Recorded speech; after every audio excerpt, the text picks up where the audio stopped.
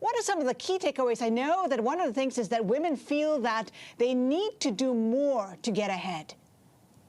Yeah, so we tend to see that men and women have the same desire to have equal opportunities in their career. However, women tend to face more barriers, especially working mothers. And it really comes down to three things. One is the perceived lack of experience, or second, the fear of failure, and thirdly is really the family commitments. So working mothers especially face even more barriers compared to men. How can companies change that, help women feel that they have equal opportunities?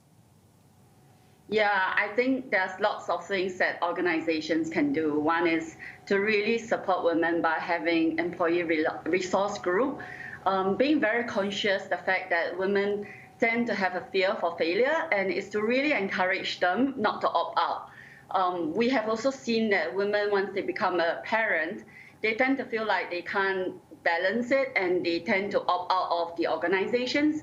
So organizations can also do a part to really encourage women not to opt out of the organizations, and really encourage them to continuously upskill themselves so that they don't feel like they don't have the confidence and they don't have the necessary skill to stay relevant.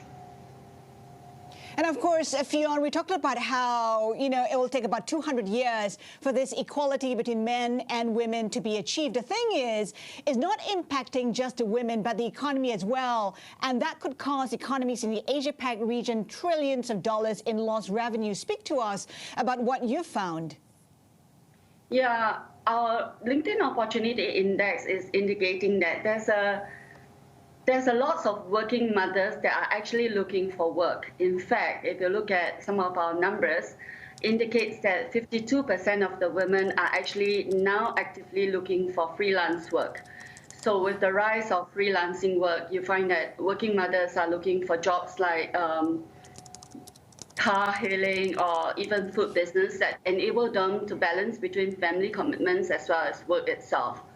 And if you are speaking about in terms of women in senior leadership roles, we have research that indicates that women are actually even more educated, if not, there are about 29% of the women that are working, that are actually working mothers, with 29% of them having master's degree compared to men at 22%.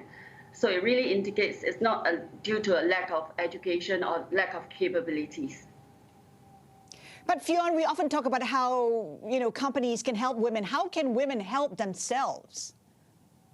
Yeah, so like we mentioned earlier, I think it's really important for women to have a mindset that they shouldn't have to choose to opt out. Like, there is a world where they can actually contribute effectively at home as well as at work. And I think they can encourage their partners to play an active role to actually contribute in a family front as well. And the other thing is also we realize that in countries like China and India, we don't see that many women opting out, really because of the infrastructure that is there to support the women. As compared to Japan, you find that there's lots of women that's opting out, and in large part due to their cultural biases and also the infrastructure that's not there to support the women as well.